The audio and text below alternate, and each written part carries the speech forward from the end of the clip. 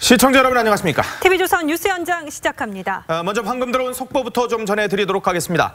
우리 측이 제안했었던 15일 남북 실무 접촉과 관련해서 북한이 역제안을 해왔습니다. 우리는 천해성 통일부 차관 등 남북 당국자들의 이 실무 접촉을 제안했습니다마는 북한이 조금 전에 남북 당국자간이 아니라 예술단의 방한을 위한 그런 실무 접촉을 하자라고 제안을 해왔습니다. 모란봉 악단과 왕재산 악단과 같은 그러니까 어떤 악단을 몇 명이나 보낼 것인지 이런 것들을 구체적으로 얘기를 해보자라고 북한에서 제안을 해왔습니다. 네. 주목되는 부분이 바로 현성월입니다. 이 4명의 대표단을 북한이 파견하겠다, 15일에 파견하겠다라고 밝혀왔는데 모란봉 악단의 단장을 맡고 있는 현성월을 대표단의 일원으로 보내겠다라고 제안을 했습니다. 현송월 잘 아시겠습니다만은 김정은의 옛 연인으로 알려져 있습니다. 중국에서 공연을 앞두고 있다가 일방적으로 취소를 하고 보이콧하고 온 전력이 있었던 저희에게도 상당히 그 익숙한 모습의 바로 그 현송월이 오는 15일에 대한민국에 와서 사전 접촉을 하겠다라는 제안을 북한이 지금 해놓은 상황입니다. 네, 또 말씀하신 대로 현성월 같으면은 김정은의 옛 애인으로도 또 알려져 있는데요. 모란봉 악단 단장으로서 그 예술단 단원으로서는 중앙위 후보위원까지 올라가는 아주 높은 직책을 갖고 있기도 합니다. 그러니까 지금 현 상황을 종합하자면은 남측이 제안한 부분에 대해서 북한은 추후 통지에 답변을 하겠다라는 입장을 내놓은 것이고 대신 예술단 차원을 이제 실무 접촉을 좀 해보자 이런 얘기를 한 것이라고 볼 수가 있겠습니다. 자, 우리 측의 남북 당국자 실무 접촉에 대해서 예술단 접촉으로 사실상 역제안을 해온 그런 상황. 우리 정부가 이것을 받아들일지 안 받아들일지는 아직은 정해지지 않았습니다. 아마 우리 정부는 이런 얘기를 했습니다. 북한이 기술적 준비가 좀 필요해서 예술단 접촉을 제안한 것 같다라고 얘기를 했고요.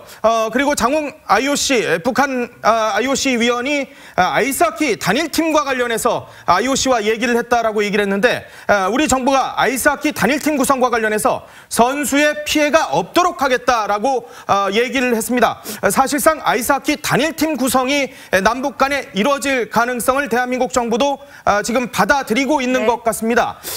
지금 이 상황들 이현정 의원님 이거 어떻게 봐야 됩니까? 현성월을 지금 내일 모레 글피 지금 대한민국에 보내겠다, 뭐 판문점이겠습니다만은. 네, 일단 지난번 남북 고위급 회담이 열렸지 않습니까? 예. 그러니까 그 고위급 회담에서 이제 그 구체적인 그 사항들을 협의하기 위한 실무 회담을 이제 우리가 15일에 열자고 제안을 했습니다. 그렇죠. 그 고위급 회담의 실무 회담에는 물론 평창 문제도 있겠지만 남북 군사 회담이라든지 적자 회담이라든지 이산 상봉이라든지 여러 가지 이제 다른 안건들이 이제 있어요. 그렇죠. 그러니까 우리 측 입장에서 보면 실제 평창뿐만 아니라 다른 사안들도 이제 협의하기 위한 실무 협상을 제안해 놓은 것인데 오늘 북한 측에서 온 것은 일단 평창에 보낼 예술단과 관련된 대표단을 일단 먼저 하자는 것이거든요. 그러니까 이거는 보면 지금 북한이 이번 평창 올림픽을 기해서 실제로 이 본인들의 여러 가지 문제를 좀 선전하고 싶다. 아마 그런 의도를 좀 나타낸 것 같습니다. 특히 이제 현성월 같은 경우는 지금 2012년도에 결성된 북한 모란봉 악단의 단장입니다. 그렇죠. 이 모란봉 악단은 다른 어떤 악단과는 달리 의미가 있는 것이 바로 김정은이 바로 만든 것입니다. 특히 이제 모란봉 악단이 만들어지면서 특히 김정은의 핵과 미사일과 관련된 그 선전 선동을 상당히 많이 해왔거든요. 그 중심적인 역할을 현성월이 맡고 있고 또 이 현성월은 김정은과 예전에 뭐 남녀간에 사귀었다라는 그런 이야기까지 있습니다. 특히 저 최근에는 굉장히 고속 승진을 해서 중앙위원회 후보위원까지 올라가 있습니다. 그 원래는 이제 모란봉 악단의 가수 출신이에요. 그러다 보니까 그 무게감이 일단 더한 것이고 특히 이제 어떤 면에서 보면 김정은의 측근이라고 할 수가 있죠. 지난번 2015년도에 그 베이징 공연 때 그때 이제 단숨이라는 노래가 있습니다. 이게 이제 뭐냐면 단순의 미제를 다치겠다. 즉 핵과 미사일로. 그 노래를 이제 리허설을 하자. 이 중국 측에서는 이 노래는 안 된다. 그렇게 이야기를 했거든요. 그랬더니 현성월이 장군님이 만들어주신 것들을 한 점 한 획도 뺄 수가 없다. 우리는 그래 철수하겠다 라고 해서 전격적으로 철수를 단행합니다. 그만큼 김정은에 대한 충성심이 강한 여자거든요. 그런 면에서 본다면 현성월이 협상 대상으로 왔다는 것은 일단 북한에서 이번에 적극적으로 모란봉 악단, 즉 북한이 자랑하는 최고의 악단을 평창올림픽에 보내겠다는 거. 또 하나는 이 지금 모란봉악단이 지금 평창이 아니고 오는 다음 달 7일 즉 그 평창 올림픽이 열리기 한 이틀 전에 서울에서 공연을 하겠다라고 지금 알려져 있거든요. 아, 서울에서? 네, 그렇습니다. 아니라 그러니까 실제로 이제 서울 쪽에서 뭐 장충체육관이나 올림픽공원이라든지 이런 데서 공연을 하고 싶다라는 것들이 이제 전달돼서 실무적인 준비가 되고 있다는 보도가 지금 최근에 나오고 있습니다. 그런 걸로 비춰봐서 실제로 이 모란봉악단과 다른 예술단을 보내겠다는 것은 단순히 평창뿐만 아니라 실제로 우리나라에 대한 전체적인 좀 선전선동 활동들을 적극적으로 하겠다. 이런 의도가 좀 숨겨져 있는 것이 아닌가. 그러면서 본다면 아마 북한이 좀 포커스를 맞추고 있는 것은 바로 이 부분이다라고 생각이 좀 듭니다. 아니 그런데 지금 말씀하신 대로라면은 이제 다음 달 7일 정도에 서울에서 공연을 할 가능성이 있다는 건데 중국에서도 사실 사정 검열 때문에 이거 하지 말아달라고 해가지고 공연을 그만뒀었는데 대한민국에 와가지고 또 자기들 핵미사일 이런 노래들 또 해버리면 우리 입장에서는 그걸 대략 정부도 난감할 수도 있을 것 같은데요? 그렇죠. 지금 이 노래 사실은 이제 이 모란봉악단이 부른 노래를 쭉 보면 북한 내에서는 뭐 우리가 이제 인기 수도 1, 2, 3위가 있지 않습니까? 북한에서 실제로 인기 끄는 모든 노래는 사실은 모란봉악단 노래가 많은데 이 노래 대부분은 김정은에 대한 개인적 찬양 노래고 또 핵과 미사일에 대한 찬양 노래입니다. 그러니까 예전에 이제 모란봉악단이 파격을 한 게 뭐 디즈니 노래라든지 로키의 노래라든지 그 영화 로키 있지 않습니까? 이런 것들을 불러서 사실 북한에서 인기를 끌었었거든요. 그렇다고 한다면 모란봉악단이 만약에 자기만의 어떤 레파토리를 가지고 온다고 하면 예를 들어서 한국에서 자 그럼 우리가 단숨에나라는 노래를 부르겠다. 그다음에 우리 장군님의 뭐 위에서 이런 노래를 부르겠다. 이렇게 할 경우에 과연 그럼 이걸 우리나라에서 공연할 수가 있는가요? 그렇죠. 사실 이걸 빼버리면 모란봉악단이 와서 할 수 있는 공연이 별로 없어요. 노래가 보면 뭐 예를 들어서 그냥 그걸 떠나서 뭐 팝송을 한다든지 뭐 이런 걸 하겠다면 모르겠지만 그렇죠. 실제로 이 사람들이 오는 이유는 실제 그런 노래를 부르기 위해서 오는 거 아니겠습니까? 그리고 예를 들어서 뭐 영상에 뭐 핵과 미사일이 미사일을 쏘아가는 장면이나 이런 게 만약에 뒷배경에 나온다든지 그걸 만약에 한국에서 상영한다고 하면 중국까지도 사실은 못하게 했는데 과연 한국에서 할 수 있겠냐는 것이죠. 아마 그렇기 때문에 실제로 제가 볼 때는 아마 물론 뭐 한국과 협상을 하겠지만 그런 아주 세세한 부분에서 악마는 디테일이 있다고 얘기하죠. 그렇죠. 그러니까 디테일 부분에서 상당히 남북 간에 이런 부분에 문제가 있을 가능성이 충분히 있다. 자, 이 남북 간의 뭔가 분위기는 고조가 되는 듯합니다만은 지금 넘어야 될 산들이 너무나 많은 상황에서 남북 실무 접촉을 대한민국이 제안을 했었습니다만은 북한이 다시 예술단 실무 접촉으로 역제안을 해왔고 그리고 김정은의 옛 연인으로 알려진 현송월이 이 실무단의 일원으로서 내려올 수 있다라는 그런 제안을 해왔다는 겁니다. 아니 근데, 근데 조금 이상한데요.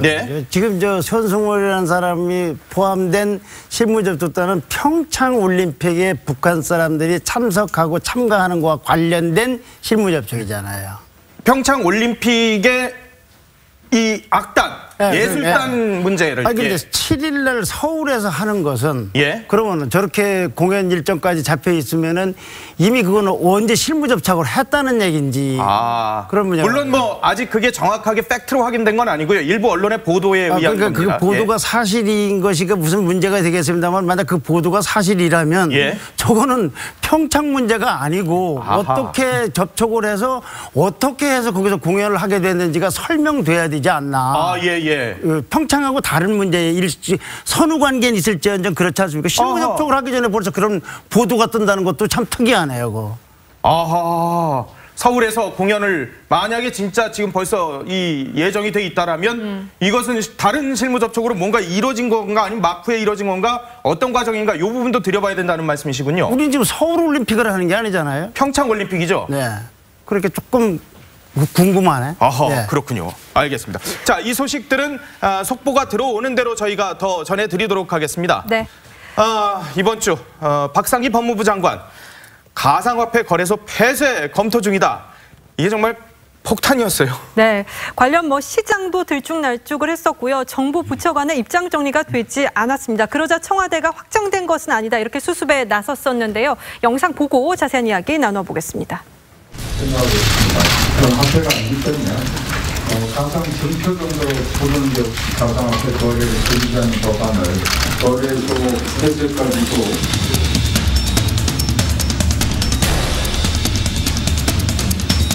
법무부 장관께서 이제 그 거래소 폐쇄 얘기를 하셨는데 지금 그 TF 내에서 논의하고 있는 법무부의 안입니다.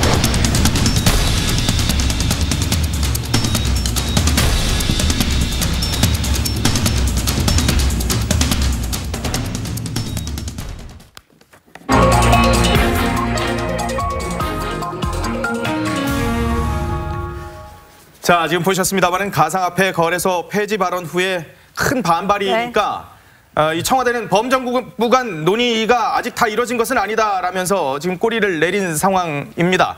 가상화폐 논란, 비트코인 논란. 자, 그런데 청와대가 TF까지 만들어서 전체적인 조율을 또 했다는 보도도 나오고 있는데, 자, 뭔가 좀 오락가락하는 듯한 혼란이 지금 가중되고 있는 이 상황들, 여기에 대해서 김학휘 한 줄평 부탁드리겠습니다. 네.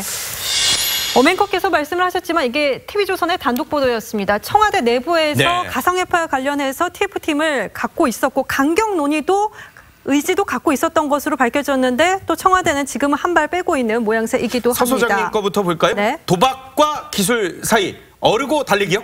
네, 비트코인에 대해서 정부 부처별로 입장이 좀 다른 것 같아요. 법무부 같은 경우는 이것이 도박성이 아주 강한 거 아니냐라고 보는 것 같습니다. 특히 비트코인이 우리나라가 거래하는 인구가 한 300만 정도 추정이 되고 거래 총액이 한 500조 정도 된답니다. 그리고 세계 비트코인에서 원화가 차지하는 비용이 한 20% 정도 되는 거 보면 실제로 비트코인을 거래하고 있는 금액은 훨씬 더 많다라는 게 일반적인 상식이고, 그리고 우리나라의 가격이 세계 비트코인 평균 가격보다 35% 이상 그 고가격에 거래되고 있답니다. 따라서 이 현재는 투기성이 너무 강한 성향을 갖고 있기 때문에 아마 법무부 장관은 이것을 기술의 문제가 아니라 투기라던가 도박에 대한 문제로 보고 아주 강경한 입장을 낸 것 같고요. 그에 비해서 경제부처에서는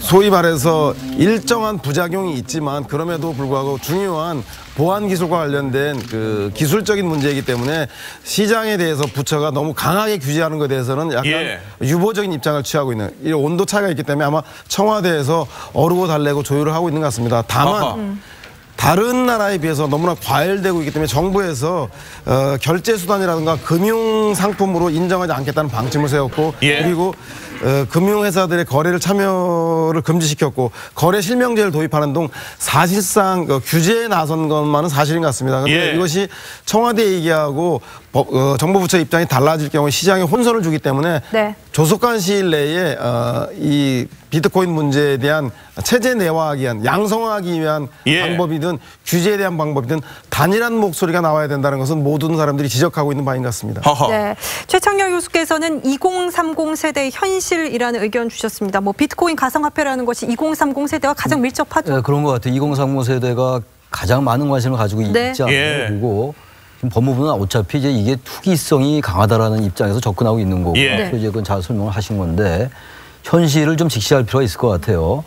사실 지금 뭐 부동산 가격은 점점 오르고 있고 집값은 뭐 더 뛰고 있는 거잖아요. 지금 이런 상황 속에서 항상 우리 사회의 가장 큰 문제가 격차의 문제인데 2030 젊은 세대들은 이 비트코인, 이 가상화폐가 인터넷상에서 살 수가 있기 때문에 다른 어떤 부동산이나 주식들에 비해서 접근하기가 쉽다고 느껴지겠죠. 그렇죠. 그러니까 지금 폭발적인 이런 이제 현상이 생기는 거 아니겠어요? 그러니까 이건 어쨌든 간에 투기성도 있는 게 사실이죠. 하루아침에 뭐 가치가 제로가 될 수가 있는 거니까. 그렇지만 어쨌든 2030 세대가 여기 대해서 많은 관심을 가지고 있는 게 사실이기 때문에 법무부 장관이 지나치게 투기 규제 쪽에 너무 앞서 나간 면이 있어요. 기본적으로 정부는 어쨌든 이 투기를 규제하겠다는 발상을 분명히 가지고 있습니다. 분명한 거는 과학기술정보통신부 같은 경우도 블록체인이라는 이런 기술이 또 이게 뭔가 잘못될까 봐 이런 걱정을 가지고 있고. 그렇죠. 그러니까 정부 부처 간의 입장에 따라서 보는 관점이 다른 겁니다. 지금 한은이나 금융. 그렇기 때문인지 정부 부처 간의 입장이 하나로 모아지지 않습니다. 않고 있어요. 그러다 보니까 이제 일단 이제 법무부 장관이 폐쇄를 검토한다는 특별법을 만들겠다는 얘기가 나오니까 상당한 혼란이 초래가 됐고 청와대가 그래서 이제 이 부분을 진화하러 나선 거잖아요. 그러다 보니까 정부 부처 사이에 여러 가지 이제 혼선이 생기고 엇박자가 생기다 보니까 이런 문제가 생기는 거예요. 그래서 일단 이런 부분들은 청와대나 정부가 상당히 여러 부분들의 문제가 있는 거잖아요. 또 무조건 폐쇄할 수도 없는 거고 말이죠. 현실이 세계적으로도 하고 있는 상황이니까 그래서 뭔가 좀 정밀한 조율이 필요한데 결과적으로 이런 엇박자 난 것에 대해서는 청와대나 정부가 상당히 반성할 필요가 있다고 생각합니다. 김 교수님은 현장 반기불은 이념 일방주의. 왜 또 여기 이념이 또? 저 문제가 예. 강론으로 들어가면은 여러 가지 정책적 논란도 있고 있을 겁니다. 예. 찬반도 있고. 그러나 저거를 저렇게까지 결정하게 되는 그 의식의 밑바탕에는 예. 저거는 투기고 도박이다. 네. 그건 사회 악이다. 그러니까 부동산 집값을 잡고 자립형 사립고를 어떻게 하고 하듯이 그 이념 우선 정치가 기조에 깔려 있기 때문에 예. 법무부도 충분한 조율을 했든 안 했든 간에 이념적 확신 속에서 저걸 했지. 예. 법무부가 그 법을 좋아하고 절차를 중시하는 법무부가 예. 청와대와 아무런 조율 없이 이렇게 자유자량껏 저렇게 거래소 폐지까지 했을 거라고는 생각하지 않습니다. 그러니까 이념 과잉으로 보면 밀실에서 이념 과잉으로 보면은 예를 들면 블록체인이 4차 산업혁명의 아주 중요한 분야이고 예. 디지털 암호화폐라는 것이 블록체인이 구현할 수 있는 기술 중에 대단히 의미 있는 기술이다. 예. 그러니까 그런 긍정적인 측면도 있지만 이것이 과열되거나 잘못 탈선할 경우는 뭘 어떻게 컨트롤하고 감독할 거에 대한 기회가 없이 거래소 폐지까지 땅 때리고 났다 이거죠. 예. 다른 부에서도 거기 현실을 하니까 이제 또 거기는 어물어물되고. 예. 근데 정작 안타까운 것은 청와대가 왜 그러면 해당 부처에 물어보라. 예. 그러면은 여태까지 송영무 장관이 뭐 한 것도 거기서 경고할 거 없이 해당 국방장관에게 물어보라고 그러고 해당 환경부 장관에게 물어보라고 하면 되지 청와대가 왜 저러겠습니까? 문제는 이렇게 했던 이념 일방주의가 주로 적폐청산처럼 기존 보수 세력을 겨냥했을 때는 별 문제가 아닌데 이것이 하필 지지 세력을 겨냥하는 데서 거기서 반발이 나오기 때문에 현장에서 저렇게 난리가 나니까 주춤거리고 있는 거 아닌가 싶어요. 무슨 정책적인 아주 디테일한 부분이 얘기가 아니고 이건 악이다. 이건 없애야 된다. 근절해야 된다.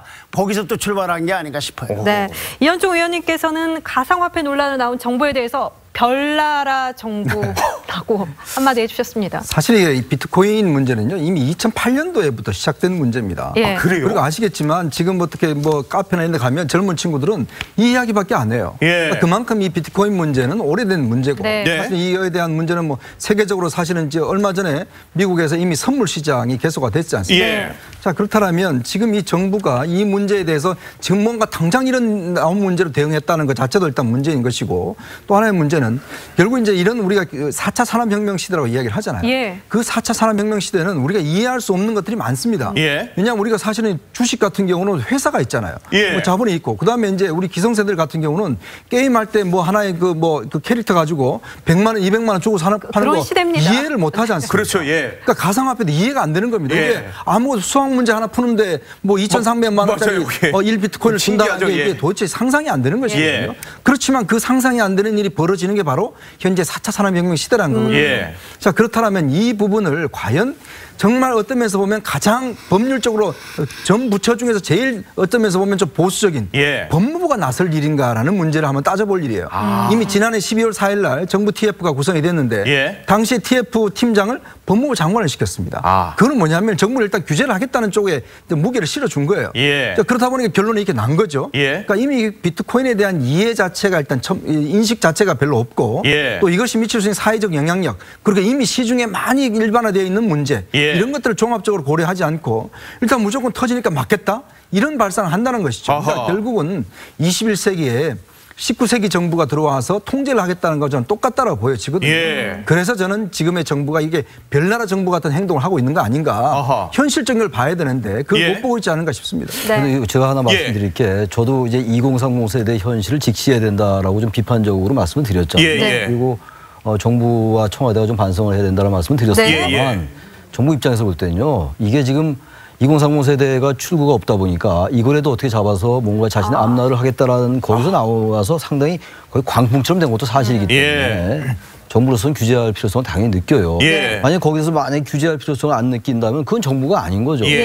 단지 여러 가지 측면이 있는 거잖아요. 음과 양의 측면이 있고 현실의 측면이 있기 때문에 앞서 말씀하신 것처럼 이게 정부가 지나치 이념 일방주의라든지 그런 건 너무 과도한 해석이라는 생각이 들고 정부가 약간 좀 디테일한 면에서 좀 정밀하지 못한 부분이 있으나 정부의 또 그런 입장도 좀 이해가 좀 갑니다. 그래서 조금 여기에 대해서 이런 문제가 생겼으니까 향후 좀 여러 가지 측면을 같이 고려할 필요가 있다. 그러니까 정부가 같이 합동으로 대책을 여러 관점에서 모색을 할 필요가 있다고 생각합니다. 쉬운 문제가 아닌 것 같아요. 이게.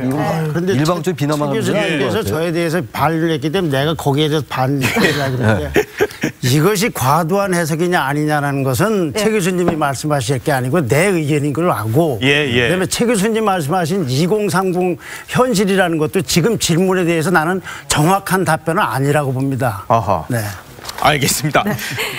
가상화폐에 대해서 좀 의견이 이렇게 분분하기도 합니다. 그런데 도박이라는 표현이 나왔습니다. 이게 적절하다고 보십니까? OX로 좀 의견을 여쭙도록 하겠습니다. 자, 가상화폐에 대해서 이건 도박이다라고 지금 지칭을 하는 당국자도 계시고 뭐 유시민 전 장관도 그런 표현을 쓰셨던 것 같은데 어떻습니까?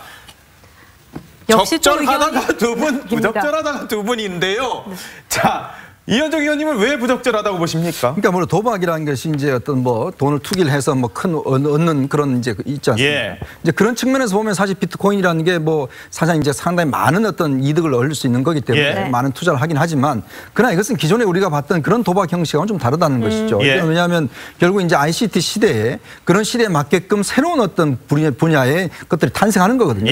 그렇다면 우리가 많은 모든 게임들 뭐 이런 것들도 다 도박으로 쳐야 되는 거 아니겠습니까? 그렇기 때문에 이게 이제 어떤 면에서 기술 발전 단계에서 나타날 수 있는 하나의 새로운 양상 이런 것들을 봐야지 단순히 이것을 그냥 또 어떤 도박으로 봐서 대응을 한다고 뭐 무조건 단속해야 될 것이다 이렇게만 보면 사실은 이게 예전과 같은 정말 어떤 면에서 보면 지금 4차 산업혁명 시대 ICT 시대 하는데 거기에 우리가 좀 대응을 못하는 그런 측면이 있기 때문에 이거는 단순히 도박만으로는 볼 수 없는 측면이 있는 것 같습니다. 서 소장님은 이거는 뭐 표현은 뭐 좀 다를 수 있습니다만 여하튼 이게 그런 성격이 있다라고 보시는 거군요. 아니 그 보안 기술에 이용되는 등 블록체인 산업 기술로서의 가치가 충분하죠. 그래서 도박은 아니죠. 그런데 정부가 오죽 답답하면 도박이라는 얘기를 법무부 장관이 했겠냐면 지금 너무 지나치게 과열화돼 있다는 겁니다.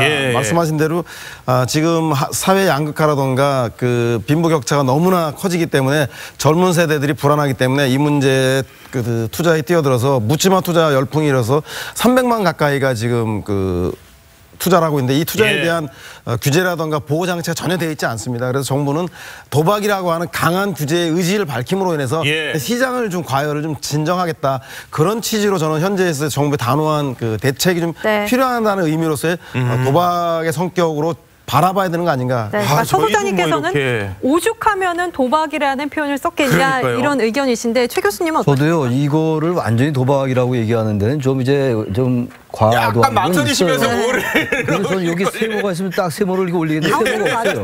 그때 지난번에 김 교수께서 이렇게 하더라고요. 그래서 이렇게 하려고 그러다가 이건 또 너무 좀 비겁해 보여서 이렇게 한 건데 도박의 성격이 있죠. 왜냐하면 사실 도박이라는 표현이 너무 지나치게 강하게 들려서 그러는데 투기의 성격은 분명히 있는 거잖아요. 주식도 투자라는 개념에서 볼 수도 있고 인베스트먼트라는 개념도 있고 스페큘레이션이라는 투기의 입장도 있어요. 그러니까 양면성이 다 있습니다. 주식도 그렇고 사실 부동산도 마찬가지 아니겠어요? 그런데 이 부분은 지금 너무나 짧은 시간에 과도하게 일어나기 때문에 도박의 성격이 분명히 있습니다. 그래서 도박이라는 표현이 좀 부자연스럽고 부담스럽게 들릴 수는 있겠으나 저는 이 자체를 완전히 X라고 이렇게 하기에는 제 자체가 부담스럽다. 그래서 제가 이 O로 했다는 말씀을 드립니다. 그래서 O로. 교수님은요? 근데 저는 최 교수님하고 비슷한 입장에서 X라고 그랬어요. 도박이라는 측면이 없다는 게 아니에요. 그러나 도박이라고 보기에는 좀 도박이라고만 보기에는 어렵다. 그러니까 이제 최 교수님하고 비슷한 입장의 고민인데 사실상 O가 한 분, X가 한 분, 세모가 두 분 이렇게 봐야 되겠군요. 사실상 세모인데 문제는 이 흔히들 이걸 얘기할 때 왜 튤립 투기 같은 걸 얘기하지 않습니까? 그거는 그거 자체로서 뭐 머니 게임을 했는지 혹시 모르겠어요. 그러나 이것은 도박이라는 말 자체도 언젠가는 수정돼야 될 만한 4차 산업혁명의 일환으로서 벌어지고 있는 기술적인 형태 아닙니까? 그것이 개념으로서의 가상화폐거나 디지털 암호화폐인데 한국에서 벌어지고 있는 이 현상은 도박이라기보다는 좀 열기가 지나치고 있는 거죠. 열기가 지나치다고 해서 그게 도박이냐 아니냐는 건 다른 얘기 아닙니까? 기술 진보에 따라 나타날 수 있는 현상 아니겠습니까? 그러니까 이런 현상일 경우에 정부에서는 이거를 도박이다 아니다. 사실은 말이죠. 제가 말을 조금 길게 하면 문 대통령께서 신년 기자회견할 때 이 문제가 나왔더라면 대통령께서는 이걸 도박이라고 보십니까? 아닙니까? 라고 했을 때 대통령께서 어떻게 답변할지 사실은 좀 궁금해요. 예. 왜냐하면 청취자께서 도박이라고 하는 순간 이건 무조건 규제를 해야 됩니다. 예. 처벌도 해야 되는 거예요. 사실은. 그래서 이제 이런 복잡한 문제가 있는데 자 그러면은 어느 한쪽에서는 오늘 신문도 보면 찬반도 있지 않습니까? 그럼요. 어느 한쪽에서는 이것이 블록체인에 나타나서 가장 구현된 현실적인 기술이다.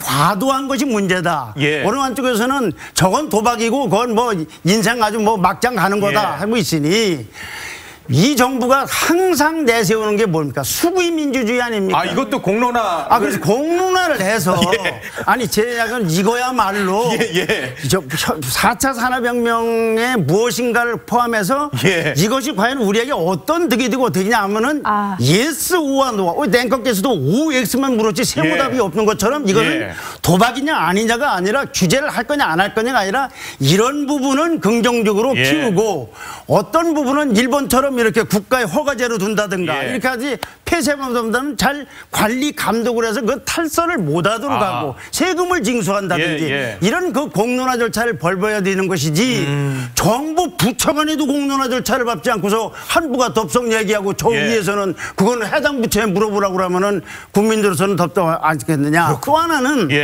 2030 얘기 아까 뭐 저 최 교수님한테는 제가 그냥 시청자에게 혹 재미스럽게 하려고 말씀드린 거고 사실 이 정부가 정말로 아프게 생각하는 건 2030이 왜 여기에 미치게 돼 있느냐는 걸 생각을 해야 됩니다. 이 정부의 핵심 세력, 지지 세력이라고 간주될 수 있는 2030 세대가 왜 여기에 그렇게 동아줄처럼 목을 메고 있는가. 그래서 최 교수님께서 말씀하신 그러니까 그거는 이 정부가 이 비트코인 문제가 아니라 2030 문제를 정말로 절절히 느껴야 된다 그런 얘기입니다. 그렇군요. 알겠습니다. 자, 이번에는 다음 주제로 가보도록 할까요? 자, 이런 각종 정책 혼선이 일부 조금 있는데도 불구하고 문재인 대통령의 지지율은 그야말로 고공행진을 이어가고 있습니다. 영상을 좀 보도록 하겠습니다.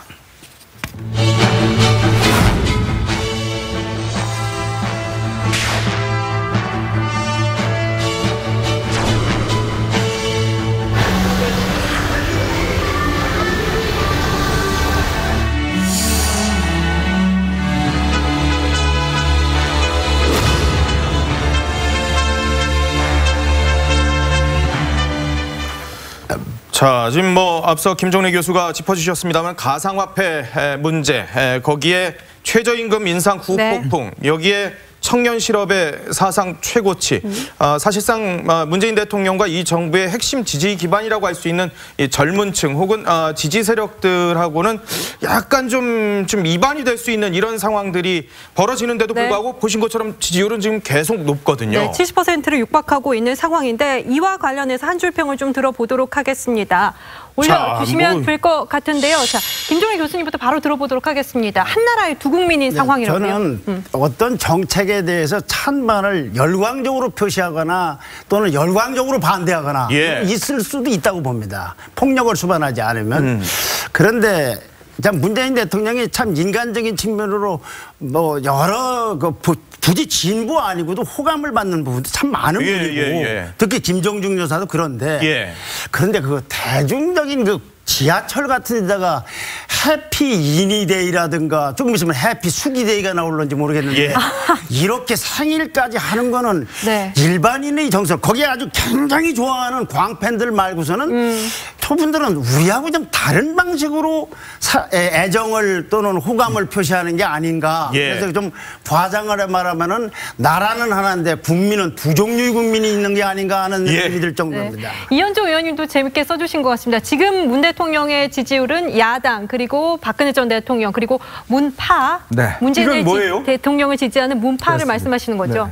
사실은 이제 뭐 문재인 대통령의 지지율이 이제 고공행진을 하는 것은 뭐 실제로 이제 문재인 대통령 정부가 정부가 뭔가 정말 일을 잘해서 예를 들어서 정말 능력 있고 뭐 국민들한테 정말 만족감을 주고 삶을 좀 개선해서 이런 측면도 물론 조금 있지만 이런 측면보다는 오히려 현재 가지고 있는 정치적 구조가 상당히 미친 영향이 크지 않는가라는 게 제 관점인데 특히 뭐냐면 일단 야당 자체가 지금 정말 지리멸렬합니다. 지금 뭐 자유한국당 아시겠지만 지지율 10% 그렇죠. 뭐 그 밑으로 내려가기도 하고 국민의당 바른정당 시대 정치한다 그러면서 정말 십수년 전에 했던 정치를 다시 하고 있는 그런 어제 상황. 난리 났었어요. 그렇죠. 어제 뭐 싸우고 뭐 이런 모습 보이지 않습니까? 거기에 대해서 결국 이제 야당이 결국 이제 정말 너무나 지지할 수 있는 그런 마음을 좀 가져가지 못하고 있는 거 아닌가. 또 거기에 이제 실제로 보면 이 문재인 대통령을 지지하고 있는 세력이 강하게 이제 버텨주고 있는 것이고 이런 것들이 실제로 작용하고 있는 것인데 특히 또 하나는 이 박근혜 정부와 계속 비교되는 측면이 있지 않습니까? 그렇죠. 지금까지도 국정농단 사태 계속 수사되면서 예전 정부보다는 그래도 낫지 않느냐라는 그런 심리들 이런 것들이 있는 것이죠. 근데 문제는 이제 올해부터는 이제 점점 지금 올해가 시작되자마자 최저임금, 뭐 비트코인 등등 이제 나타나지 않습니까? 강남 집값도 계속 국민들 자기 삶에 관련된 문제들이 조금씩 나타나기 시작하면서 이제는 아마 정말 문 대통령의 스스로의 지지율 이걸 가지고 이제 싸움을 해야 될 겁니다. 그렇기 때문에 올해는 이런 데 의지하기보다는 정말 정책에 대한 지지율 이런 것들 좀 고심을 해야 될 것 같습니다. 최창렬 교수님도 비슷한 맥락이신 것 같습니다. 듣고 보니까 뭐 저거 비슷한 맥락 같네요. 저는 좀 너무 이렇게 좀 서술적으로 쓴 것 같은데 전 자유한국당이 이른바 보수라고 말하기가 대단히 불편해요. 저 개인적으로. 왜냐하면 합리적 보수의 유권자들이 굉장히 많으시잖아요. 그분들이 볼 때는 왜 이렇게 지지율이 안 나오겠어요. 한국당이. 그러니까 그분들이 보기에는 현재 자유한국당을 자신들이 생각하는 보수라기보다는 상당히 그 낡은 퇴행적인 그런 낡은 보수라고 보시는 것 같아요. 그러니까 저렇게 안 나오는 거 아니겠어요? 바로 그러한 부분. 그러니까 한국당이 잘만 하면은 상당 부분이 중도 세력들이 자유한국당 지지할 수 있겠죠. 중도 보수라든지 개혁적 보수 자신들이 주장하는 그걸 지금 못하고 있잖아요. 다시 말하면 지난 정권의 여러 가지 그 국정에 관련된 유린, 헌법농단 이런 것들에 대해서 여전히 반성을 하지 않고 있잖아요. 여전히 지금 정부의 모습들, 정부의 정책을 좌파 사회주의다 이런 말을 거침없이 하잖아요. 그 동의 안 합니다, 사람들이. 일반적으로는요. 바로 그런 점들이 문재인 정부가 또 문재인 대통령이 아까 우리 김종대 교수도 말씀하셨습니다. 상당히 이 소통의 방식이 적극적이고 진지하잖아요. 그건 뭐 진보 보수의 문제가 아니잖아요. 국민들에게 많은 공감을 줘요. 그런 것들이 같이 결합되면서 지지율이 높게 나오는데 역시 저도 그런 걸 항상 강조합니다만 문제는 이제 개혁 입법을 국회에서 해야 되는 거 아니겠어요? 여전히 지금 민주당은 소수 정당이고 여소야되고 말이죠. 그래서 보다 적극적으로 국회의 야당들을 자기 세력으로 끌어들인 노력이 굉장히 좀 필요하다 봅니다. 지금 야당에서 바른정당과 국민의당의 통합 논의가 있잖아요. 저는 이 통합 논의보다 오히려 여권이 적극적으로 자신과 생각이 같은 정치세력을 끌어들인 이런 노력들이 많이 필요할 것 같아요. 근데 제가 잘 모르겠습니다만 지금 민주당 정부는 지지율이 높다 보니까 더불어민주당이 지지율이 높잖아요. 다른 압도적이잖아요. 40%가 넘고. 그래서 오히려 다른 정치 세력을 끌어들이면 지지율이 떨어질까라는 걱정을 하고 있는 것은 아닌가. 그렇다면 그것은 썩 적극적이지 못하다. 어쨌든 적폐청산 수사와 함께 우리 사회에 아까 2030 세대 뭐 비트코인 얘기 많이 했지 않습니까? 왜 그런가? 사회적 격차의 문제예요. 결국은. 이 격차를 해소하기 위해서는 결국 입법을 해야 되는 문제이기 때문에 얘기가 좀 다른 데로 왔습니다만 정부가 보다 적극적으로 집권 세력이 보다 개혁적인 사명감을 가질 정도의 세력으로 무장할 필요가 있다. 그래서 세력으로 많이 끌어들일 필요는 굉장히 중요하다고 봅니다. 서 소장님은 스타는 외로워요? 네, 그렇죠. 지하철, 서울 시내 주요 지하철역마다 그 생일 축하 광고가 10곳이나 그렇게 광고를 했대요. 거의 한류 스타급이죠.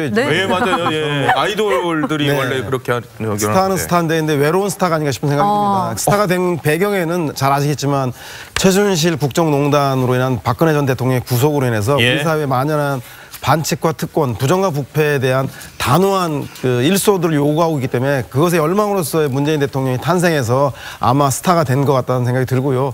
그리고 그 이후에 박근혜 정권에 보여주는 폐쇄적인 리더십보다는 소통하고 그리고 국민과 함께 다가서려고 하는 그런 그 탈권위 리더십 때문에 높은 지지를 받고 있습니다. 마찬가지로 남아있는 과제가 저는 제일 중요한 게 내 삶이 나아지는 나라, 즉 민생에 대한 문제에 대해서 소득주도 성장이라는 문제와 복지 확대라고 하는 진보 정부의 가치를 실현하는 과정에서 분명히 야당에 대한 반대들도 있을 것이고 그렇기 때문에 이 문제들을 어떻게 슬기롭게 극복해 나가는가. 그래서 결국은 국민들이 먹고 사는 문제인 민생 문제를 해결하는데 진일보할 것인가. 올해 활동의 결과가 결국은 문재인 대통령이 국민의 자발적인 스타가 될 것인지 아니면 지지자만의 대통령이 될 것인지를 가름하는 중요한 그 해가 아마 올해가 아닌가 싶은 생각이 듭니다. 알겠습니다. 지금까지 네 분과 말씀 나눠봤습니다. 고맙습니다. 고맙습니다. 감사합니다.